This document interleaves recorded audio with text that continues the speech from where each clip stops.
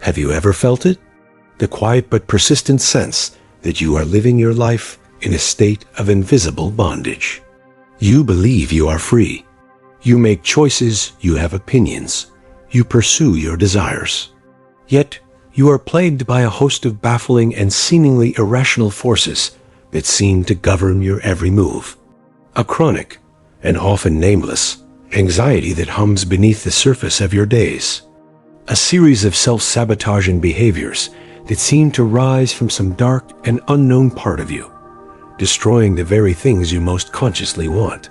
A deep and aching sense of being a puppet, your strings being pulled by forces you can neither see nor comprehend. You are a ghost in the machine of your own life, a slave who has been hypnotized into believing that he is a king. You have likely tried to diagnose this condition with the standard language of our time. You are stressed, traumatized, unmotivated. You have sought the cure in the endless marketplace of modern solutions, in therapy, in self-help, in the relentless and ultimately futile project of trying to fix, to manage, and to control your own unruly mind. But what if the problem's not in you? What if the prison is not in your psyche, but is the very air you breathe, the very water you're swimming in? What if the forces that are controlling you are not personal, but political, social, and deeply, terrifyingly philosophical? Nearly 350 years ago, in the quiet solitude of his lens-grinding workshop, there lived a philosopher who saw our modern world with a clarity that is as terrifying as it is liberating. His name was Baruch Spinoza, and he did not just diagnose our condition. He dissected it with the cold, unflinching precision of a surgeon, laying bare the hidden machinery of our own enslavement. For Spinoza, the reason we stay weak, afraid, manipulated, and addicted to illusions is not a mystery. It is a science. It is the predictable and inevitable result of a world that is built on a foundation of fear. A world that has mastered the art of exploiting our most primal passions to keep us in a state of perpetual and often quite comfortable servitude. To read Spinoza today is not to engage in a dry academic exercise. It is to be handed a map of your own prison. It is to be given the key, but it is also to be confronted with the terrible and magnificent burden of the truth that the door to the prison has been unlocked all along, and that the only thing that has been keeping you inside is your own terrified and deeply cherished love of your own chains. Number 1. How fear turned us into slaves. Have you ever wondered why you are so afraid? Not just of the obvious things of spiders, of heights, of public speaking, but a deeper, more pervasive, and more corrosive fear. The fear of disapproval, the fear of being wrong, the fear of being cast out, the quiet, humming anxiety that you are perpetually on the verge of some unnamed and terrible catastrophe. You have likely been taught to see this as a personal failing, a form of neurosis, a chemical imbalance in your own individual brain. You have been told that your fear is your problem. But what if fear is not your problem? What if it is, in fact, the most essential and most effective tool of a system that is designed to keep you weak, obedient, and utterly and completely enslaved? This is the radical and terrifying insight that lies at the very heart of the political philosophy of Baruch Spinoza. For Spinoza, fear is not just an emotion. It is the primary instrument of all political and social control. It is the invisible chain that binds the masses, the silent and ever-present threat that ensures the stability of the state and the power of those who rule it. The brutal and uncomfortable truth is that you have not just been taught to be afraid. You have been meticulously and systematically trained to be. Your fear is not a bug in your personal system. It is the central and most important feature of the social system you inhabit. To understand this, you must first understand Spinoza's cold and unflinching view of human nature. He saw that human beings are not primarily rational creatures. We are creatures of passion, of affect. And the two most powerful and most fundamental of all our passions are fear, timor, and hope, spes. These are the two levers that can be used to move any human soul. And of the two, fear is by far the more powerful and the more reliable. Hope is a fickle and often disappointing mistress. But fear, the primal, instinctual, and all-consuming fear of pain, of loss, of death, of exile, this is a constant. This is a force that can be relied upon. The wise ruler Spinoza argued, the one who wishes to maintain power not through the messy and inefficient use of brute force, but through a far more sophisticated and sustainable form of psychological control, must become a master of the economy of fear. They must learn to create and to manage a social environment in which the citizens are kept in a state of perpetual, low-grade anxiety. This is the great and terrible secret of all stable and all tyrannical societies. The goal is not to create a population of brave, rational, and independent-minded individuals. Such individuals are, by their very nature, uncontrollable. They are a threat to the established order. The goal is to create a population of frightened, and therefore, dependent and obedient subjects. The goal is to turn the entire citizenry into a herd of anxious and suggestible sheep, who will look to the shepherd, the state, the ruler, the priest for their protection from the wolves that the shepherd has, in fact, invented. Look at our own world. We are living in the most prosperous and the safest time in human history. And yet, we are a civilization that is consumed by fear. We are relentlessly bombarded from 1,000 different and competing sources with a message of perpetual and imminent threat. The news media, the political parties, the social movements, they are all, in their own way, merchants of fear. They are all engaged in the same Spinozan project to capture your attention, to inflame your passions, and to enlist you in their cause by convincing you that you are under a constant and terrifying threat from the other political party, the other country, the other tribe. This creates a state of profound psychological bondage. When you are afraid, you cannot think. Your rational mind, your capacity for critical thought, for nuance, for empathy, goes offline. You are in the grip of your most primal reptilian brain. And in this state, you are not a free and sovereign individual. You are a reactive and easily manipulated animal. You are no longer capable of making your own reasoned judgments. You are only capable of seeking a savior. And the very people who have manufactured your fear will always be there, with a comforting and self-serving smile, to offer you the solution. They will offer you a simple enemy to hate, a simple slogan to chant, a simple and unquestionable dogma to believe in.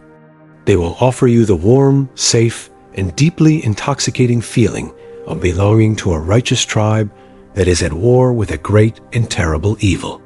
This is how fear turns us into slaves. It is not that we are put in chains. It is that we are convinced to forge our own. We willingly and enthusiastically trade our difficult and terrifying individual freedom for the comforting and ultimately soul-crushing security of the herd. We choose to be sheep because we have been made to believe that the world is full of wolves. And we never, ever stop to ask the most dangerous and most liberating of all questions. Who, exactly, is telling me this story? And what do they have to gain from my fear? The person who has the courage to ask this question is the person who has taken the first, and most important, step out of the prison of their own manufactured terror. They are the person who has begun the long, difficult, and ultimately sacred journey of becoming, in the truest and most profound Spinozan sense, a free human being. Number 2. Why humans choose illusions over truth. It may be a comforting story about your own character, a romantic illusion about a relationship, or a grand heroic narrative about your nation or your tribe. Your reason, your experience, your own direct perception of reality may present you with a mountain of evidence to the contrary. And yet, you cling to the illusion. You defend it with a passionate and often aggressive ferocity. You choose, with a strange and desperate willingness, to live in a beautiful and ultimately fraudulent fiction. You have likely looked at this strange and seemingly irrational human tendency with a sense of profound and frustrating confusion.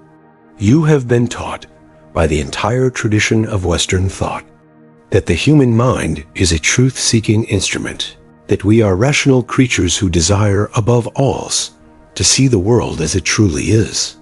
And yet, you are surrounded by a world of people, and you are yourself one of them, who seem to be engaged in a vast, collective, and often quite successful project of doing the exact opposite. You are left with a quiet and deeply heretical question. What if we do not want the truth? This is one of the most dangerous and uncomfortable questions a human being can ask. And it is a question that the great philosopher Baruch Spinoza answered with a cold, unflinching, and terrifying clarity. For Spinoza, the human mind is not by its nature a truth-seeking machine. It is a power-seeking and pleasure-seeking machine. Its primary function is not to achieve an accurate representation of reality, but to construct a version of reality that increases its own sense of power and allows it to persevere in its own being. The brutal and uncomfortable truth is that we do not choose our beliefs based on their correspondence to the truth. We choose them based on their utility. And a beautiful, empowering, and deeply comforting illusion is, for the vast majority of human minds, infinitely more useful than a difficult, humbling, and often painful truth.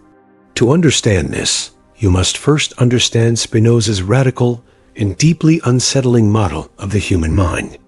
For Spinoza, the mind is not a calm, rational charioteer guiding the wild horses of the passions, as Plato believed. The mind is the passions. What we call reason is not a separate and superior faculty. It is simply a weaker and less intense form of desire, a faint echo of the great, roaring furnace of our instinctual and emotional life. The true ruler of the human soul, for Spinoza, is what he called conatus, the deep, instinctual, and universal striving of all things to persevere in their own existence, to increase their own power of acting. Our beliefs, our ideas, our entire worldview are the servants of this conatus. An idea is not true because it accurately reflects an external reality. An idea is experienced as true if it increases our sense of power, our feeling of aliveness, our capacity to act.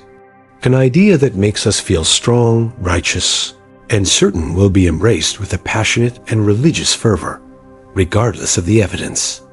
An idea that makes us feel weak, confused, or impotent will be rejected with a deep, instinctual, and visceral revulsion, even if it is supported by a mountain of facts. We are not logicians. We are addicts, and the drug we are addicted to is the feeling of our own power. This is the secret psychology that explains the entire, baffling, and often tragic history of human belief.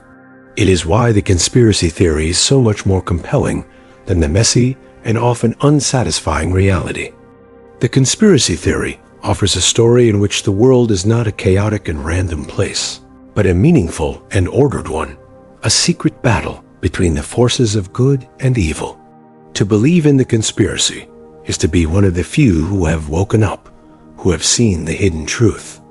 It is a belief that transforms you from a powerless and insignificant individual into a heroic and knowledgeable warrior in a cosmic drama. It is a belief that is immensely and addictively empowering. It is why we cling so desperately to our romantic illusions, why we refuse to see the flaws in our partners, our children, our leaders, to see them as they truly are, in all their flawed, imperfect, and often disappointing humanity would be to diminish our own sense of power, our own investment, our own story. It is easier to love a god than a human being. And so, we choose to live in a relationship not with a real person, but with a beautiful and ultimately hollow projection of our own desires. And it is why we are so utterly and completely enslaved by our tribal and political identities. To belong to a tribe, to a righteous cause, is to merge your own small and fragile sense of self with a vast and powerful collective. The tribe's power becomes your power. Its victories become your victories. Its enemies become your enemies. The beliefs of the tribe may be, from an outside and objective perspective, utterly and completely insane. But they are not chosen for their truth. They are chosen for their power. To believe in the tribe's story is to feel the intoxicating and godlike power of the collective while surging through your own veins. And in the face of this immense and ecstatic feeling, the small, quiet, and often deeply uncomfortable voice of the truth stands absolutely no chance at all. The choice for the illusion is not a mistake. It is a rational, if unconscious, calculation. We have chosen the feeling of godliness over the reality of our own, small, human, and often quite powerless existence.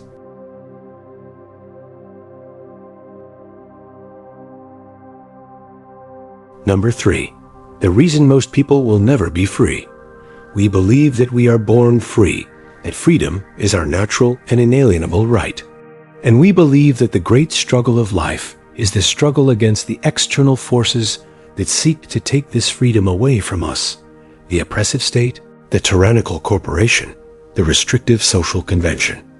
We are a civilization of would-be revolutionaries, perpetually fighting a noble and heroic battle against the external chains that bind us. But what if this is the greatest and most tragic illusion of all? What if the chains that bind you are not external, but internal? What if the prison is not in the world, but in your own mind? And what if the key to this prison is not a political revolution, but a profound and terrifying form of psychological and spiritual labor that most people are, and always will be, completely and utterly unwilling to perform? This is the radical and deeply uncomfortable teaching of the great philosopher Baruch Spinoza. For Spinoza, freedom is not our natural state. Our natural state is slavery. And the reason most people will never be free is that they have fundamentally misunderstood the nature of their own bondage. They are prisoners who are spending all of their energy polishing the bars of their own cage, believing that they are, in fact, laying siege to the walls of the Bastille. To understand Spinoza's radical conception of freedom, you must first understand his equally radical conception of slavery. For Spinoza, you are a slave to the extent that your life is determined by forces that you do not understand. You are not a slave because someone is holding a gun to your head. You are a slave when you are in the grip of a powerful emotion that you cannot control. You are a slave when you are driven by a compulsive desire that leads you to act against your own better judgment.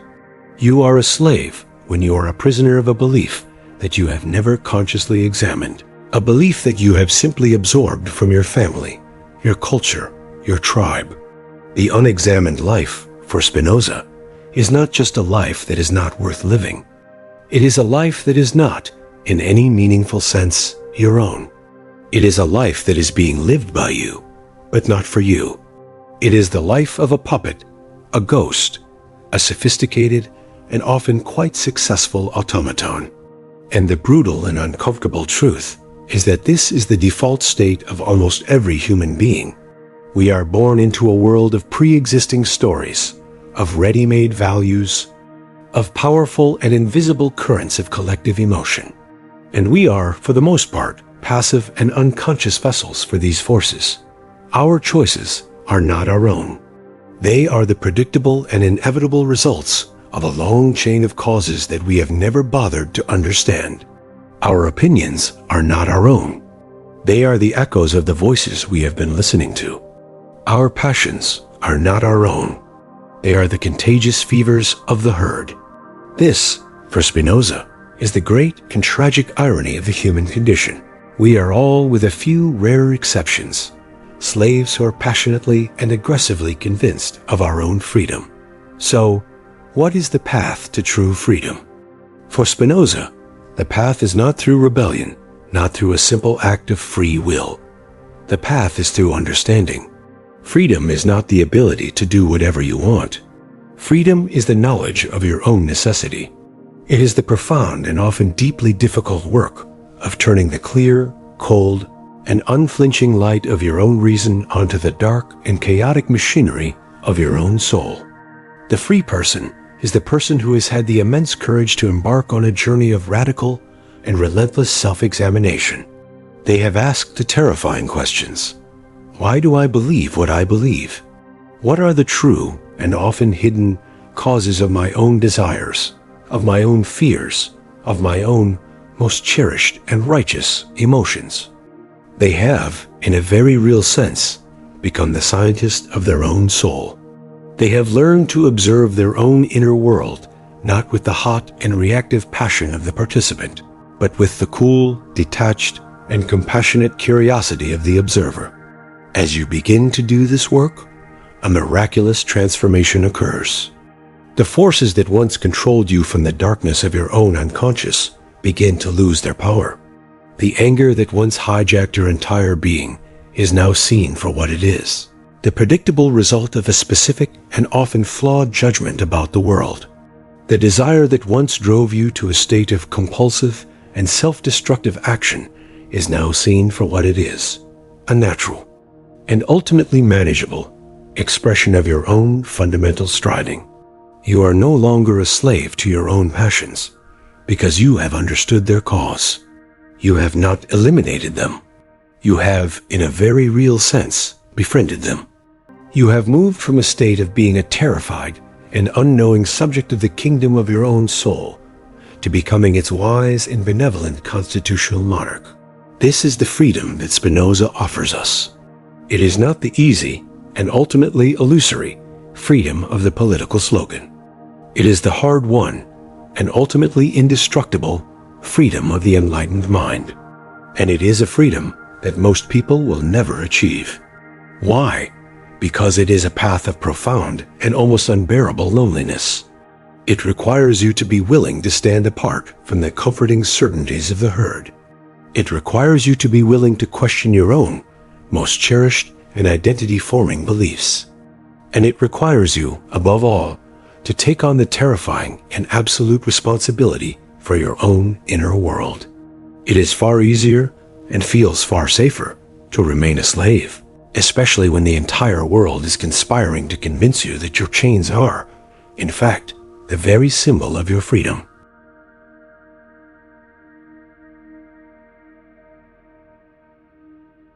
Number 4. How desire controls everything you do. It is the raw, undeniable power of a desire that seems to rise from a place deep beneath the foundations of your conscious self. It may be a craving for a substance, a compulsive need for a person's approval, a relentless ambition for a status that always seems just out of reach, or the strange, secret pull of a self-destructive habit.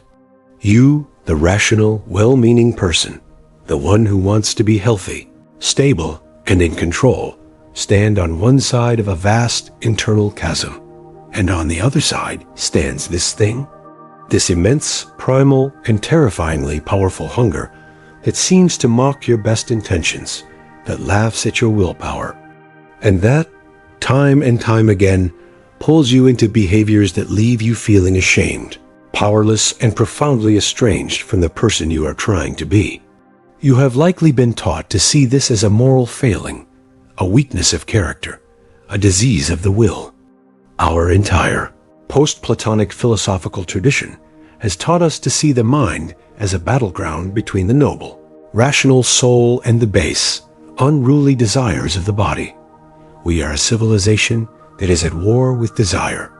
We believe that the path to a good life is the path of conquering our desires, of transcending them, of achieving a state of serene and rational self-control. But what if this entire model is a lie? What if desire is not the enemy of reason, but is, in fact, its master?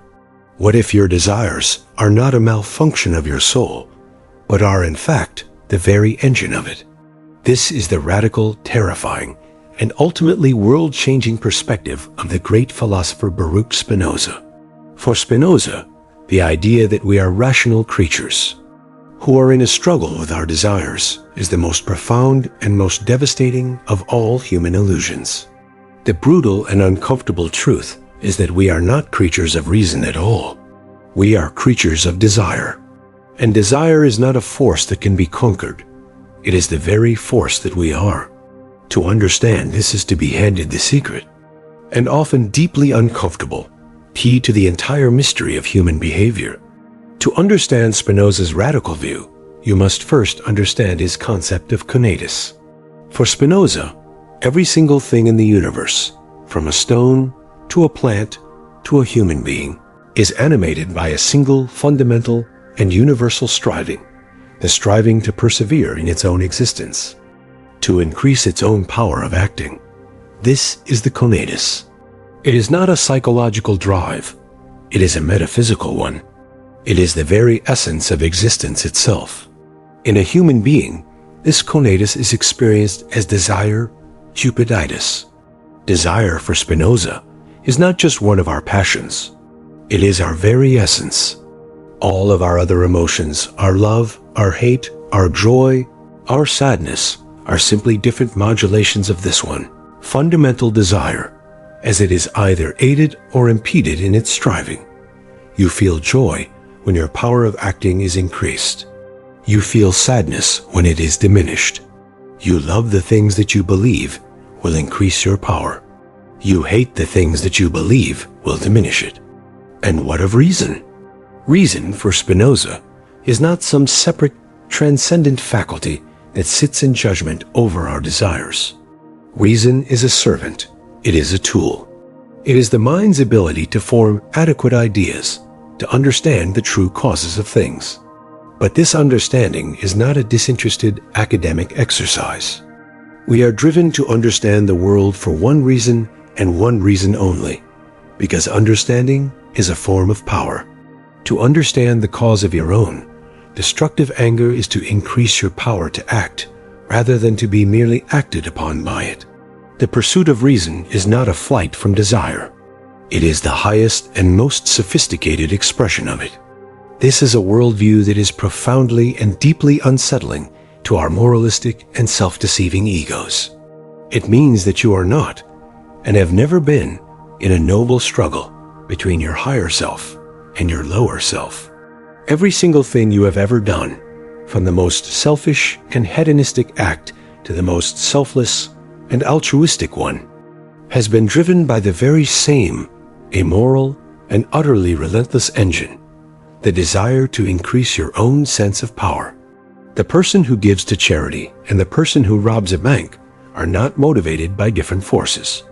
They are motivated by the very same force. They simply have different, and often very confused, ideas about what will truly and most effectively increase their own power of acting. The good person is the person who has a deluded idea that their power will be increased by conforming to the moral codes of the herd.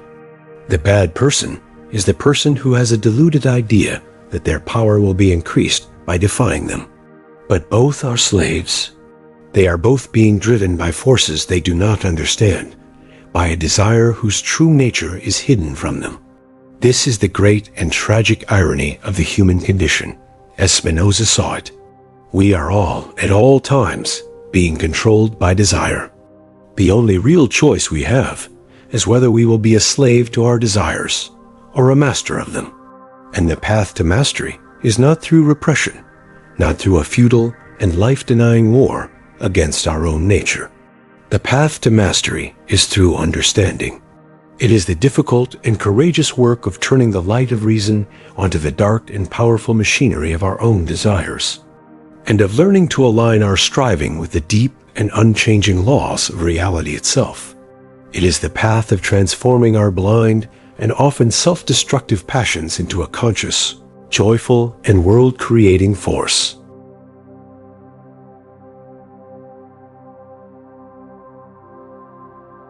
Number 5. Why we secretly love our own chains. Have you ever witnessed it? The strange and unsettling spectacle of a person who is in a state of profound and obvious bondage, and who is not just tolerating their chains, but is actively and passionately defending them. It is the employee who works in a toxic and exploitative job and who speaks of their boss with a strange and fawning reverence. It is the citizen of a tyrannical state who proudly and aggressively parrots the propaganda of their own oppressors. It is the member of a rigid and dogmatic cult who looks at the outside world not with a sense of longing, but with a sense of pity and contempt for the lost, who have not yet seen the light. You have likely looked at this person with a sense of profound and frustrating confusion. You want to help them, to liberate them, to show them the truth of their own enslavement. But your help is not just rejected. It is met with a furious and often violent hostility. You have become the enemy, and you are left with a quiet and deeply heretical question. What if they do not want to be free? This is one of the most dangerous, uncomfortable, and absolutely essential of all psychological insights. And it is a truth that the great philosopher Baruch Spinoza understood with a cold, unflinching, and terrifying clarity. For Spinoza, the reason that oppression is so persistent, so powerful, and so difficult to overcome is not just because of the strength of the oppressor. It is because of a deep and often unconscious collaboration on the part of the oppressed. The brutal and uncomfortable truth is that we do not just tolerate our own chains. On some deep and paradoxical level, we love them. And this strange and terrible love is the ultimate and most powerful of all the forces that keep us in a state of perpetual and often quite comfortable servitude. To understand this, you must once again return to Spinoza's radical model of the human psyche. We are not creatures who seek freedom in the abstract sense. We are creatures who seek, above all else, to increase our own power of acting, our own sense of aliveness.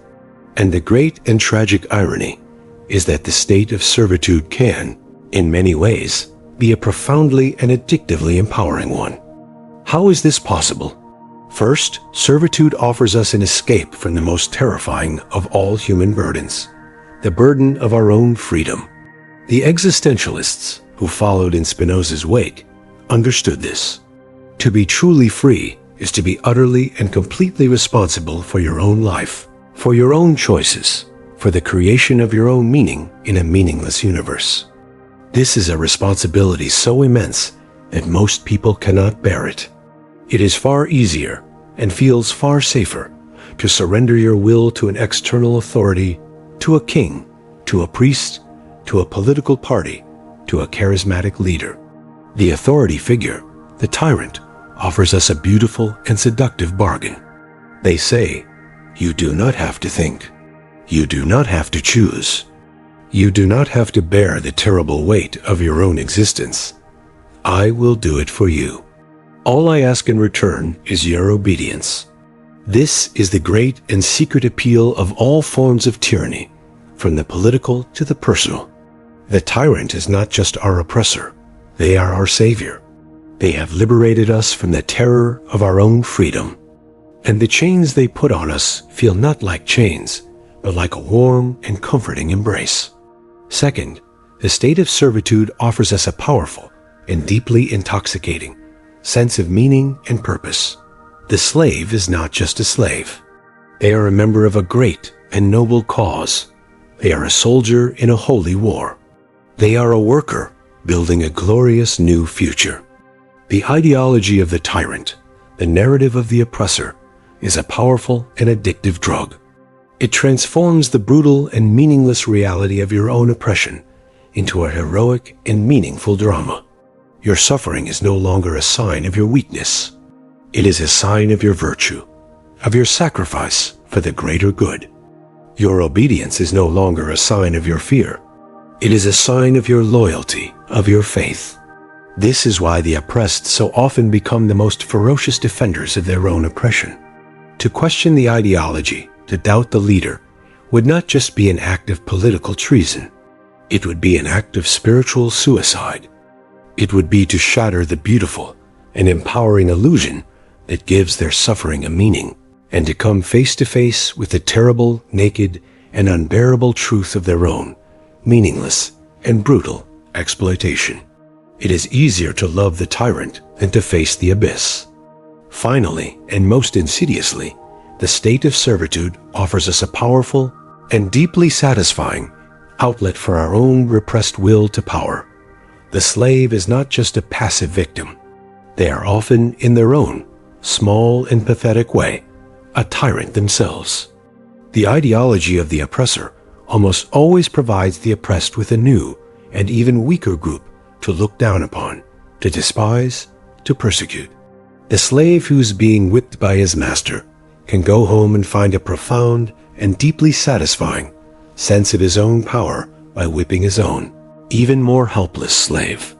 This is the dark and terrible secret of all systems of oppression. They are not just a pyramid of power. They are a pyramid of hatred.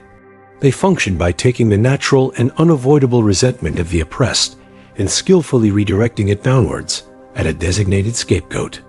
This is why the poor and the powerless are so often the most viciously racist, the most brutally xenophobic. Their hatred is not a sign of their own innate evil. It is a sign of their own unbearable powerlessness. And their participation in the persecution of an even weaker group is the only pathetic and deeply tragic way they have of feeling a flicker of their own, stolen and long-forgotten strength. To give up their hatred would be to give up the only source of power they have ever known. Number 6. The psychology of people who fear their own power. Have you ever found yourself on the verge of a great and courageous act, a leap into a new and more authentic life, only to find yourself inexplicably and powerfully pulling back, retreating into the familiar, comfortable, and soul-crushing prison of your own small life? You are a person of immense and obvious potential. You know it. The people around you know it. And yet, you remain a bud that will not bloom, a giant who has chosen to live their life in a cage of their own making. You have likely diagnosed this with the standard language of our time.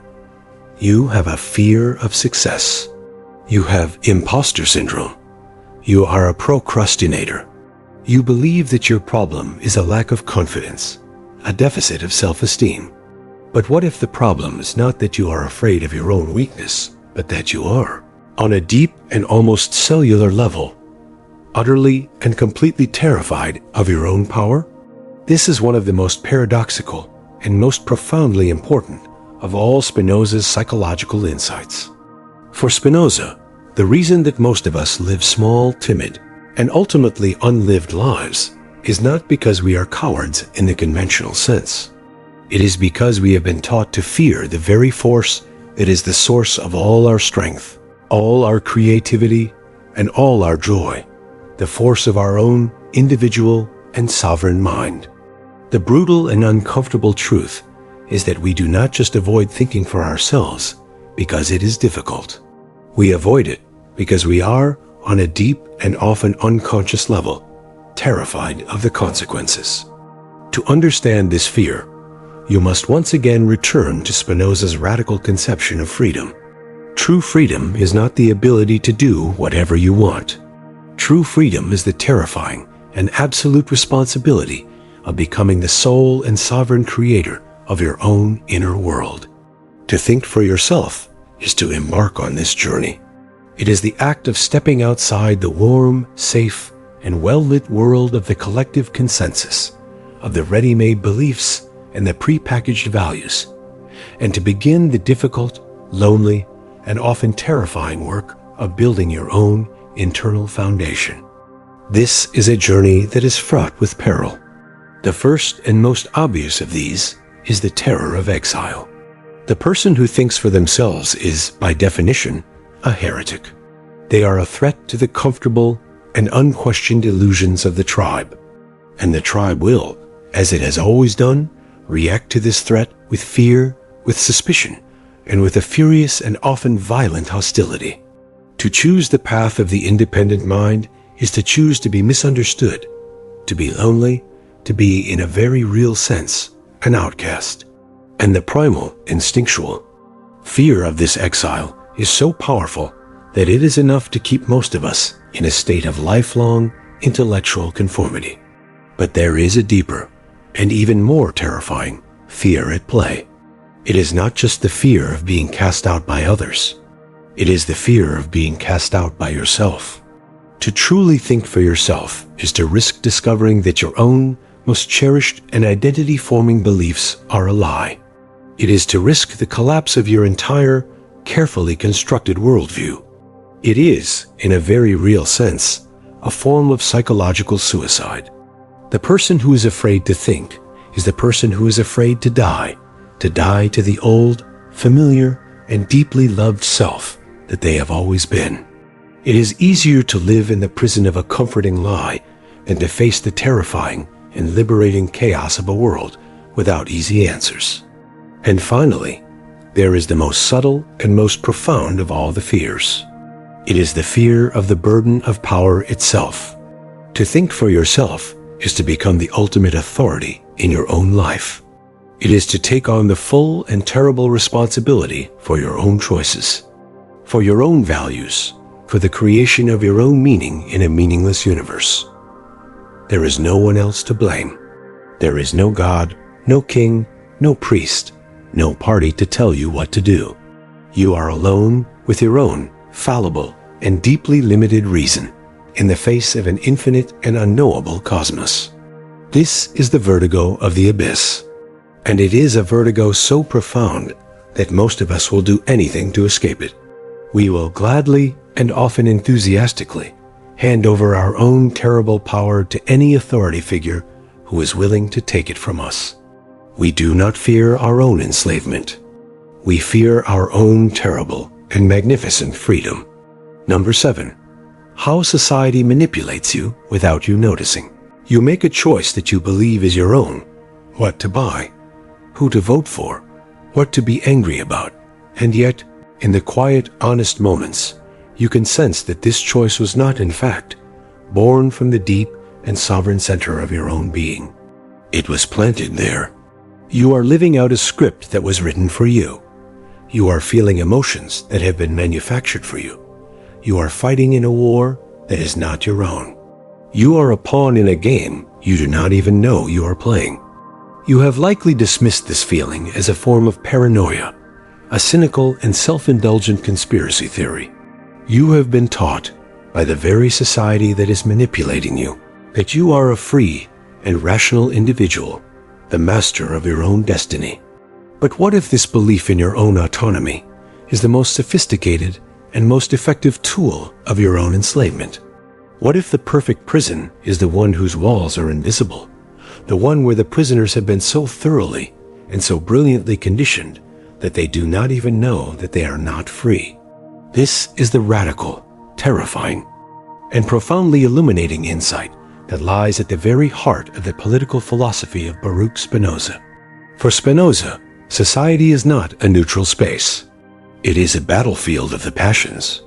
And the art of ruling, the art of power, is the subtle and often invisible art of manipulating the passions of the masses to ensure their perpetual and often quite cheerful obedience.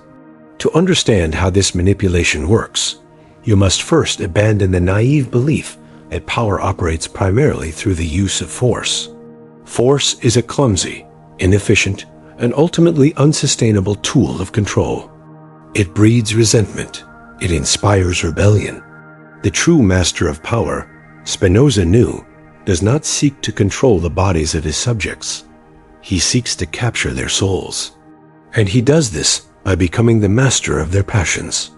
As we have seen, Spinoza understood that human beings are not rational creatures. We are creatures of desire, of affect. And the two most powerful and most fundamental of all our passions are fear, timor, and hope, spes. These are the two levers that can be used to move any human soul. The art of social manipulation is the art of skillfully and relentlessly playing these two emotions against each other. The first and most powerful tool is the manufacturing of fear. The ruler, the state, the ruling class, must convince the populace that they are under a constant and terrifying threat. This may be an external threat, a foreign enemy, a barbarian horde at the gates. Or it may be an internal threat, a heretic, a traitor, a subversive element within the body politic. The nature of the threat is irrelevant. The only thing that matters is that it is believed. For a population that is in the grip of fear is a population that is no longer capable of reason. They are a herd of terrified animals, and their only instinct is to stampede towards the perceived safety of the shepherd. And this is where the second tool, the manufacturing of hope, comes into play. The very same power that has created the fear will now present itself as the only possible source of salvation. The world is a dangerous and terrifying place, the ruler says, but I, and only I, can protect you. Surrender your freedom to me, and I will give you security. Obey my laws, and I will keep you safe from the monsters. This is the great and timeless bargain of all authoritarian systems. It is a protection racket on a civilizational scale. But the most sophisticated form of manipulation, Spinoza saw, goes even deeper than this. It is the art of manipulating the people's desires themselves. It is the art of making the people love their own servitude. The wise ruler does not just use fear and hope. He uses superstition. He uses religion. He uses a grand and intoxicating ideology. He creates a system in which the act of obedience is not experienced as an act of submission, but as an act of virtue, of piety, of patriotic devotion. He transforms the chains of the slave into sacred and beautiful ornaments. Look at our own world. We are no longer ruled by kings and priests, but we are ruled by a new and far more subtle form of power. We are ruled by the market, by the media, by the great, invisible, and all-powerful church of public opinion. And this new power manipulates us in exactly the ways that Spinoza described. It manipulates us with fear. The 24-hour news cycle is a machine for the production of perpetual, low-grade anxiety. It presents us with a constant and unrelenting stream of crises, of threats, of reasons to be afraid. It manipulates us with hope. The consumer culture is a machine for the production of perpetual and perpetually unfulfilled desire.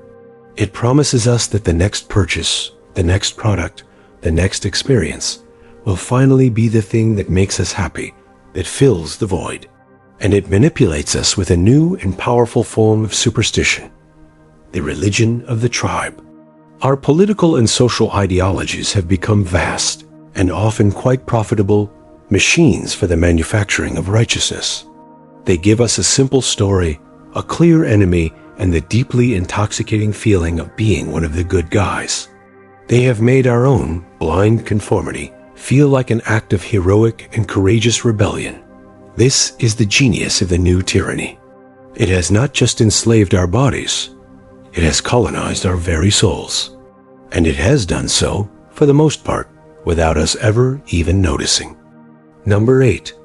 Why rational people are the rarest in the world. You carefully lay out your premises. You demonstrate the clear, causal link to your conclusion. You present an argument that is as clean, as elegant, and as irrefutable as a mathematical proof. And you are met not with a counter-argument, but with a wall.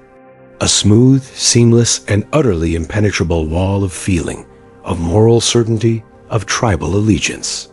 Your logic, which you believe to be a master key capable of unlocking any mind, is treated as a form of violence, an act of aggression, an insensitive and pedantic trick. It has no power. It has no purchase. It is simply irrelevant. In that moment, you experience a profound and terrifying form of loneliness. It is the loneliness of the sane person in a world that has begun to collectively lose its mind. You look at the world around you, a world that is supposedly built on the foundations of the Enlightenment, of science, of reason, and you see a rising tide of magical thinking, of conspiracy theories, of militant, celebratory ignorance. You see the chilling spectacle of human beings willingly and enthusiastically surrendering their most precious faculty, the faculty of reason for the warm, intoxicating certainty of the mob. You feel as though you are a clockmaker in a world that has decided to tell time by the shifting patterns of the clouds. You have likely told yourself that this is a temporary madness, a political aberration, a failure of our educational system that can be corrected with more facts, more data, more truth. But what if the problem is far deeper, more ancient, and more terrifying than that?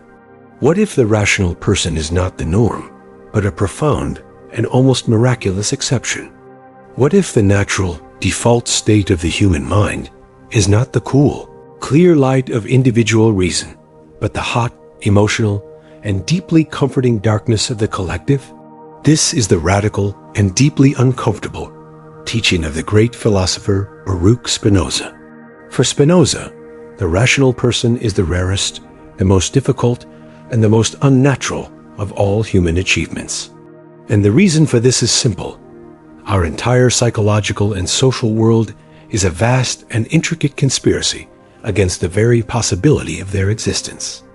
To understand this, you must first understand the great and terrible asymmetry at the heart of the human mind. The path of the passions, of the emotions, is the path of least resistance. It is the mind's default setting. To feel is easy. To react is effortless. To be swept up in the contagious emotion of the crowd is a form of profound and deeply pleasurable release. It is a homecoming to the primal, pre-rational state of our being. It requires no effort, no discipline, no courage. It only requires surrender. The path of reason, in contrast, is the path of the most extreme and unnatural difficulty. It is, for Spinoza, a form of work. It is the slow, arduous, and often deeply painful labor of the soul. It requires you to stand apart from the warm, comforting fire of the group consensus and to venture out into the cold, dark, and uncertain wilderness of your own perception. It requires you to have the immense and terrifying courage to question your own most cherished and identity-forming beliefs. It requires you to have the discipline to follow a chain of reasoning to its logical conclusion, even and especially if that conclusion is one that is uncomfortable, unpopular, or personally devastating. The path of the passions is a downhill slide. The path of reason is an uphill climb on a sheer and icy cliff face in the midst of a blizzard. Is it any wonder, then, that so few of us ever reach the summit? Our modern world has not made this climb any easier. In fact, it has made it almost impossible. We have created a technological and social environment that is a perfect and ruthlessly efficient machine for the production of the passionate and the extinction of the rational. The algorithm, the true invisible God of our age, is not a God of reason. It is a God of passion. It is not programmed to show you what is true. It is programmed to show you what is engaging. And what is most engaging to the primal human psyche? The simple, the emotional, the certain, the tribal. The algorithm is a machine that is designed to find the most passionate and the most simplistic voices and to amplify them to a deafening roar, while the quiet, the nuanced, and the rational voices are buried in the digital dust. Our social world has become a vast and often quite profitable marketplace of righteousness.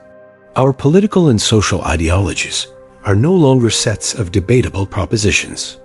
They are emotional identities, new and powerful religions. And in these new religions, reason is not a virtue. It is a heresy. To ask for evidence, to point out a logical contradiction, to express a doubt, these are not seen as acts of intellectual integrity. They are seen as acts of moral betrayal. The person who is still loyal to the old, dead God of reason is an apostate, a traitor, a heretic, and they are treated accordingly. The rational person, then, is a person who is engaged in a heroic and almost certainly losing two-front war. They are fighting a war against their own deep and primal instincts, the part of them that yearns for the easy comfort of the herd. And they are fighting a war against an external world that is designed on every level to punish them for their own strange and unnatural commitment to the truth. They are a swimmer, trying to swim upstream against the powerful and relentless current of both their own nature and the entire world. It is not surprising that they are the rarest of all human beings. It is a miracle that they exist at all. Number 9. The real reason humans fight over everything, from the petty squabbles of the office to the bitter wars of the family, to the vast, bloody, and catastrophic clashes of nations and of ideologies. Our history is a single, long, and almost unbroken story of strife. We are a species that seems to be constitutionally incapable of peace. A species that is addicted to the drama, the righteousness, and the brutal and often self-destructive thrill of the fight. You have likely been taught to see this as a problem of misunderstanding, of a failure of communication, of a lack of empathy. You believe that if we could just talk to each other more, if we could just see the world from the other person's perspective, if we could just find the win-win solution, then all of this conflict would melt away. We are a civilization that is founded on the noble and deeply naive belief that all conflict is, at its root, a tragic and solvable mistake. But what if this is a lie? What if conflict is not a mistake at all? What if it is, in fact, the fundamental and unavoidable law of the human universe? This is the radical and deeply unsettling teaching of the great philosopher Baruch Spinoza. For Spinoza, the reason we fight over everything is not because we have misunderstood each other. It is because we have understood each other all too well. The brutal and uncomfortable truth is that the universe is a finite space, and we are creatures of an infinite and insatiable desire. Conflict is not an anomaly. It is the natural and inevitable result of two or more objects of desire trying to occupy the same space at the same time. To understand this, you must once again return to Spinoza's radical model of the human psyche. We are not creatures of reason. We are creatures of desire. Our very essence is conatus, the striving to persevere in our own existence, to increase our own power of acting. And this striving, this desire, is not a polite and reasonable thing. It is a blind, amoral, and utterly relentless force. It is the very force of life itself. And what happens when two of these forces, two of these individual expressions of the universal conatus, meet in the world? They will, if their desires are aligned, cooperate. But if their desires are not aligned, if they both want the same limited resource, the same piece of territory, the same position of status, the same lover, they will, with an almost mathematical certainty, enter into a state of conflict. This is the great and tragic irony of the human condition. The very same force that is the source of all our aliveness, all our creativity, and all our joy, our desire, is also the source of all our conflict, all our hatred, and all our suffering. The other person is not your enemy because they are evil. They are your enemy because they are, in their own deepest and most fundamental nature, exactly like you. They are a creature of desire, striving to increase their own power, just as you are. And your two strivings have, in this particular instance, collided. Our modern, sentimental morality cannot accept this.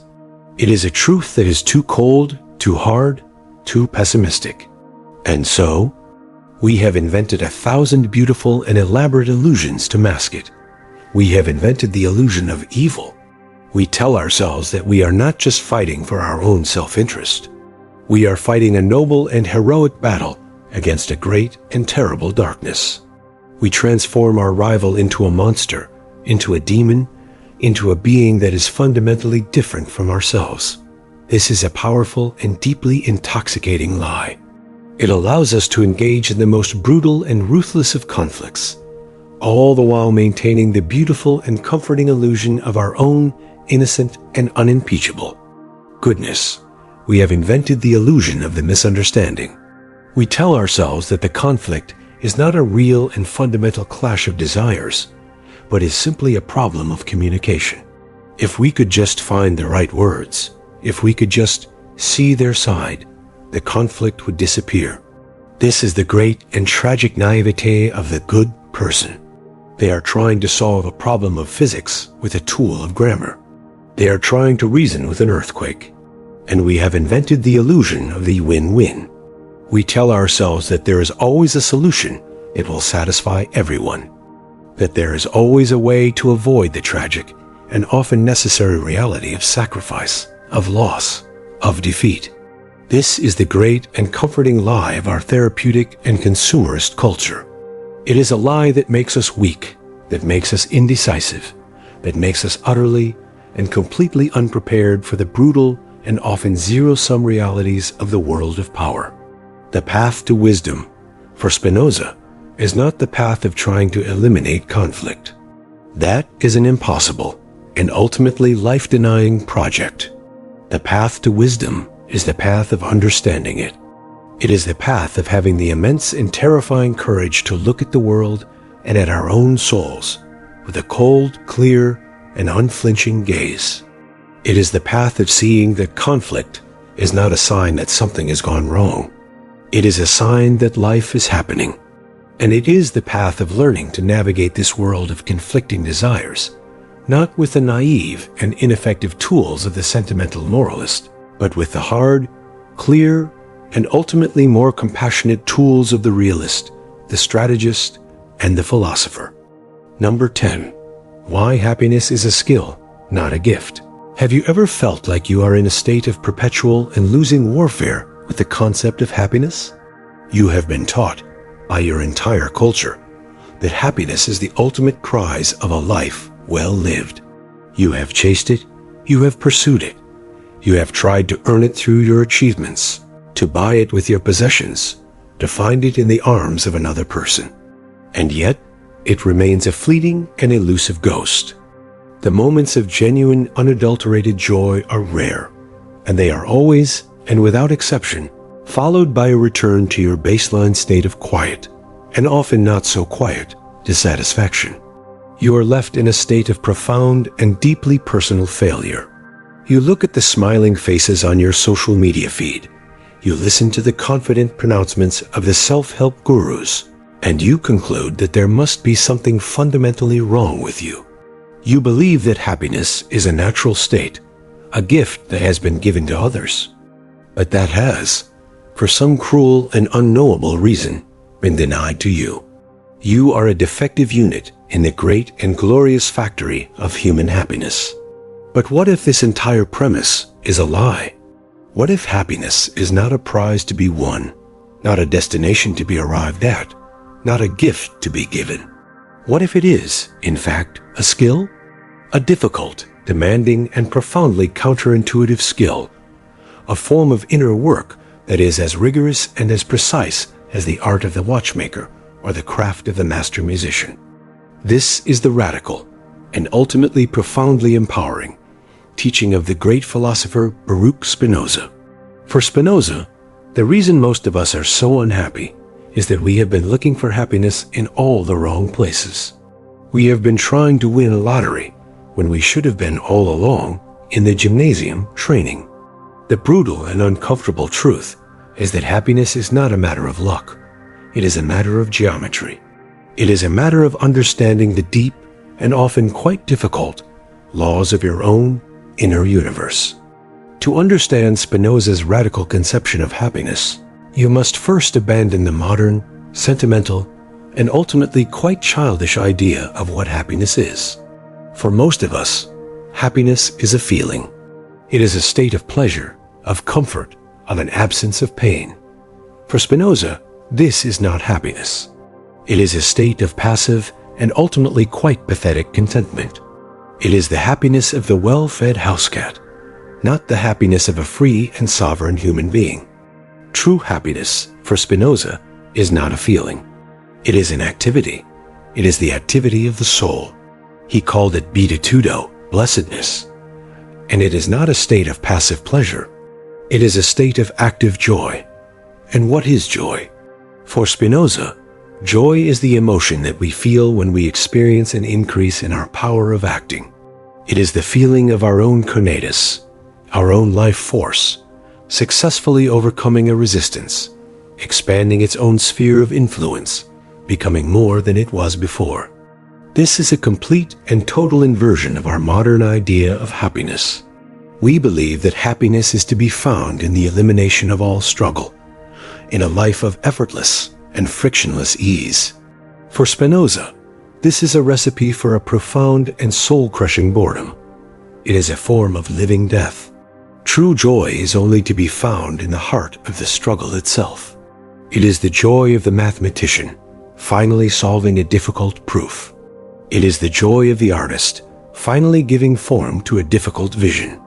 It is the joy of the philosopher, finally achieving a new and more adequate understanding of a difficult reality. It is the joy of self-overcoming. So, if happiness is the result of increasing our power, what is the most effective and most sustainable way of doing this? It is not, Spinoza argued, through the pursuit of external goods, of wealth, of status, of the approval of others. These things are all outside of our control. To make our happiness dependent on them is to be a perpetual and anxious slave to the fickle whims of fortune. The only true and reliable path to a lasting joy is the path of increasing the one and only power that is truly our own, the power of our own mind. It is the path of learning to move from a state of inadequate ideas to a state of adequate ideas. An inadequate idea is a passive and confused understanding of the world, an understanding that is based on emotion, on superstition, on the second-hand opinions of the herd. To be in this state is to be a slave, to be acted upon by forces you do not understand. An adequate idea is a clear, rational, and active understanding of the world, an understanding of the true causes of things. To achieve this state is to become a master, to be an active and sovereign agent in your own life. The skill of happiness, then, is the skill of reason. It is the difficult and often deeply uncomfortable work of turning the clear, cold, and unflinching light of your own reason onto the world and onto your own dark and chaotic soul. It is the work of transforming your blind and often self-destructive passions into a conscious, joyful, and world-creating force. It is the work of becoming the scientist, the philosopher, the artist of your own existence. This is not a path that promises ease. In fact, it promises the exact opposite. It is a path of perpetual and difficult labor. But it is the only path that promises a joy that is real, a joy that is your own, a joy that cannot be taken away from you. It is the joy of the person who has stopped being a passive and complaining victim of the universe, and has become a conscious and grateful participant in its great and often terrible beauty. It is the joy of the person who has understood Spinoza's final and most profound secret, that the highest form of power, the highest form of freedom, and the highest form of happiness are all one and the same thing. And that thing is understanding, the unchaining of the mind. And so, we arrive at the end of our journey, having walked the cold and brilliant corridors of Spinoza's thought, and we are left with a single stark and life-altering realization. The world we inhabit, with all its sound and fury, its manufactured fears, its seductive illusions, and its endless distracting passions, is a vast and intricate prison. But it is a prison of a very strange and terrible kind. It is a prison whose walls are not made of stone, but of our own unexamined ideas.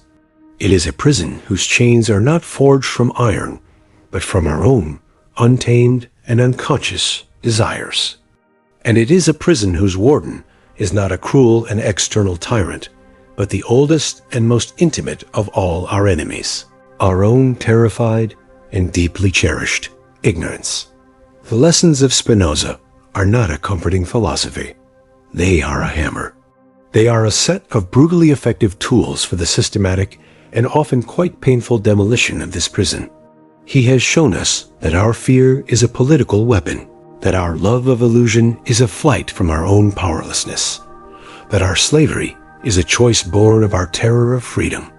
He has revealed that our every action is a slave to a desire we do not understand, that we secretly love the very chains that bind us, that we fear the terrible responsibility of our own sovereign minds. He has taught us that society is a master manipulator of our passions, that the rational person is a heroic and lonely exception, that all our conflicts are a clash of striving wills, and that our only true and lasting happiness lies not in the comfort we so desperately seek, but in the difficult and ultimately sacred work of understanding. This is the great and terrible freedom that Spinoza offers us. It is not the freedom to have what we want.